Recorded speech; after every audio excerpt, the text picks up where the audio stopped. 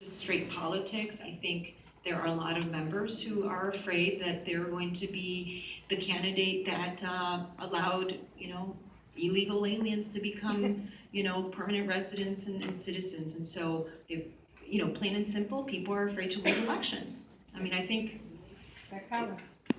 right, exactly. And so I think, that merits a conversation about how communities make it safe for members to be able to, vote the way they possibly want to vote. I think there are a lot of members who want to vote the right way, but find it politically very, very difficult to do so. The only thing I would add is that many people get their news from a number of sources that are hostile toward immigrants. I don't have to name them, you know who they are. But the people who partake of these media sources believe what they believe, and they get riled up and call their congressman and scare the heck out of them. Some of these members of Congress, are actual, believers in what these news outlets put forth. Others, though, are really cognizant. They may not believe this, but they believe it. But they have to be, cognizant that much of their constituency believes it, and so that's, So they may want to, as Clarisol said, they may want to do the right thing, but they're worried. Yeah, please. And this is why it's so important for those of you who have not joined the Legal Women Voters to join the League, because together we can work as one voice to fight gerrymandering, which is part of our problem right now and why we have this polarized government. And we're also working on money in politics, and it's all tied into this, that we're kind of where we are because of those two things. And then also because we encourage and collectively can call upon our representatives and people who are in government and make them responsive, ask them to pass the DREAM Act to support immigrants and communities and try to keep them accountable.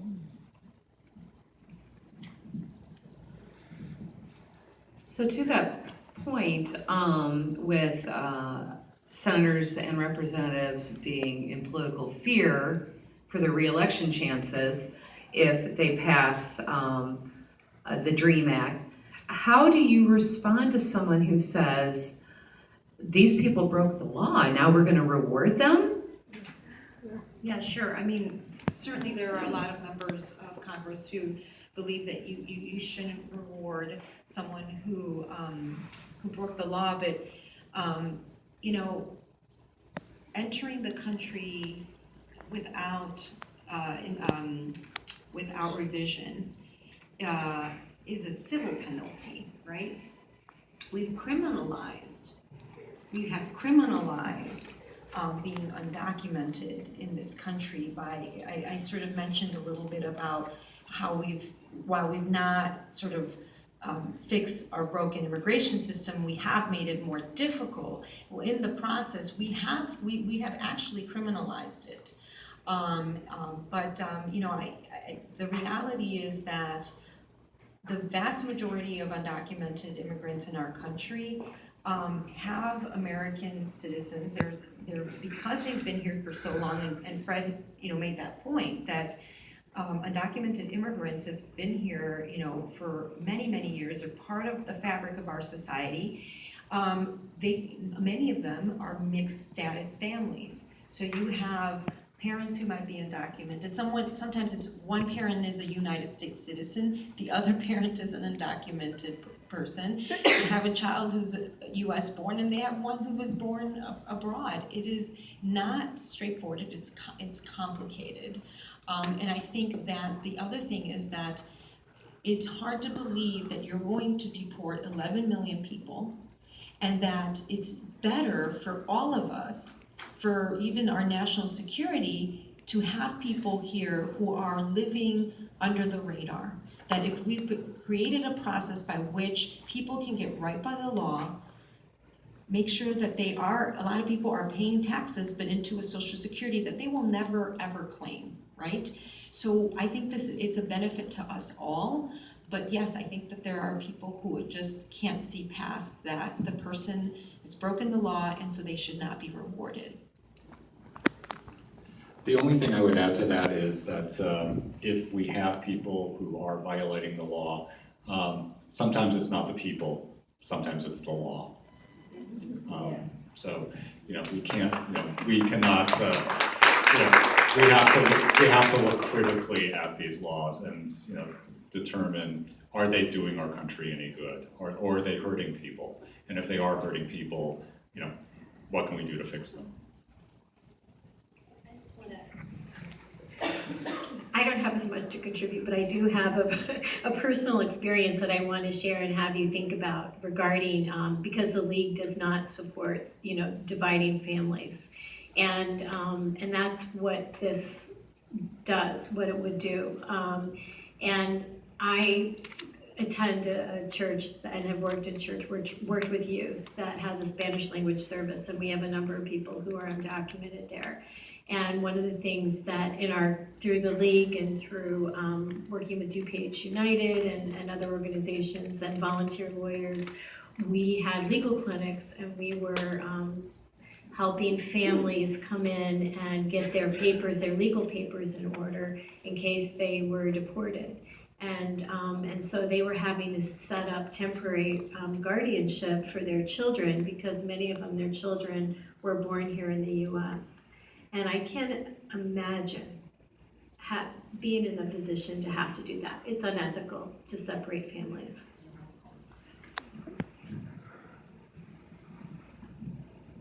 Okay, we started a little bit late, so we ran a little bit late, but I have two more questions.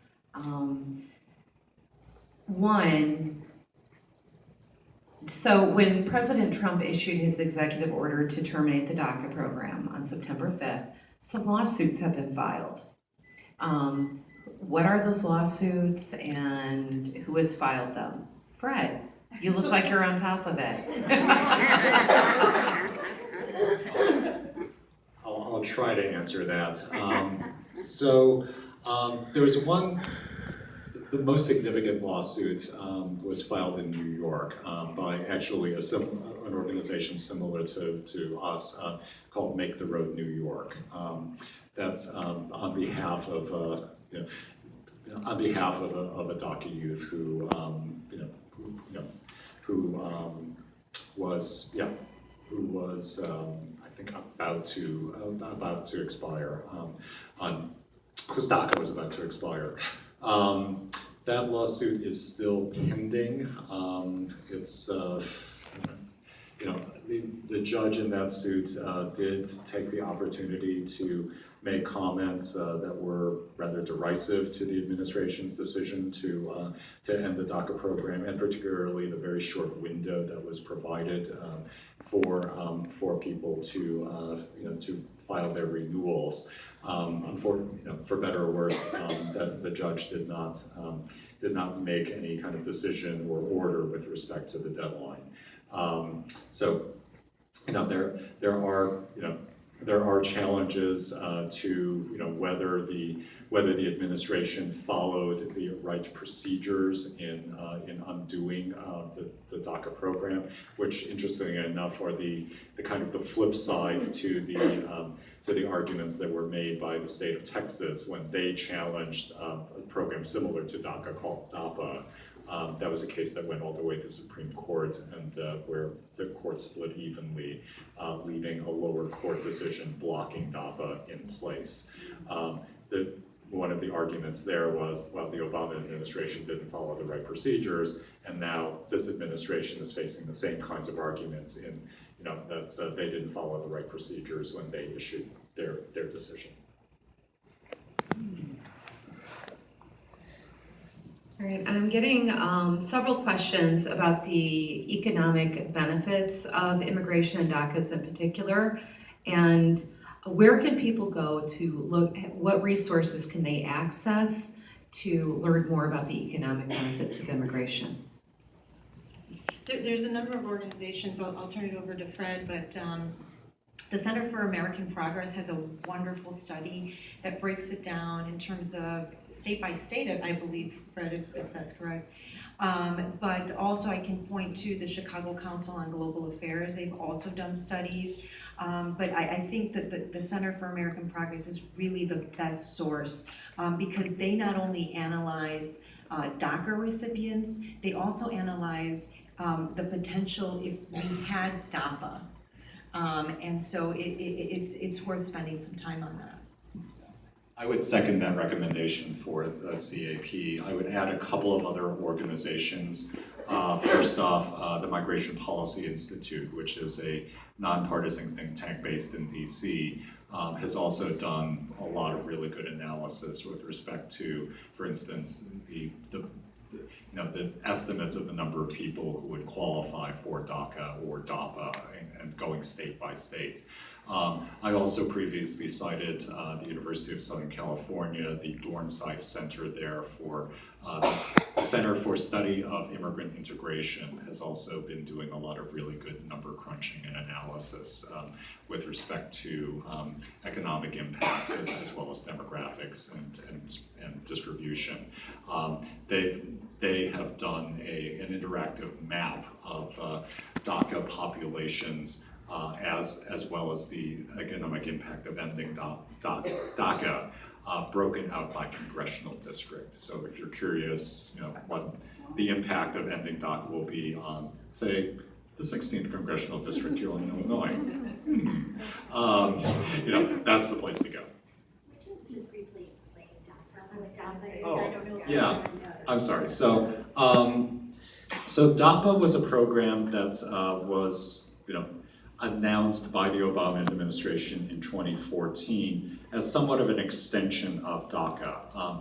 DAPA would have benefited the parents of US-born children or children who were lawful permanent residents.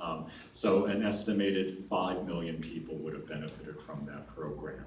And unfortunately, right as the program was about to take effect,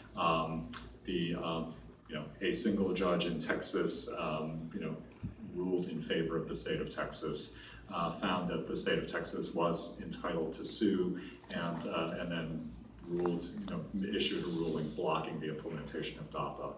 That was upheld by the appellate court, and as I mentioned, a further appeal to the Supreme Court ended up in a deadlock.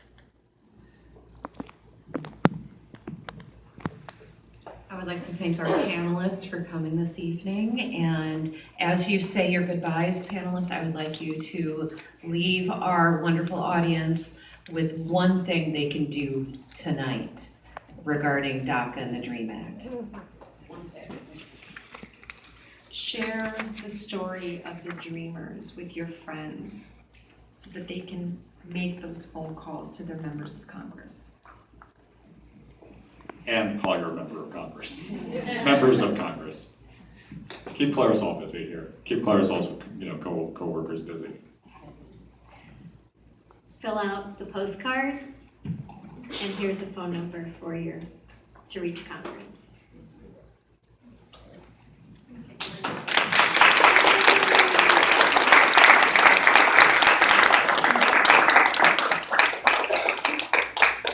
I'm Chris Hiltrop, co-president of the League of Women Voters here in Rockford, and I would like to thank all of our panelists for their wonderful presentations. I'd like to thank all of you for coming and asking very good questions. And on behalf of the League, we have a small token gift for our panelists and our moderator. There you go. Thank you. It's chocolate from one of our local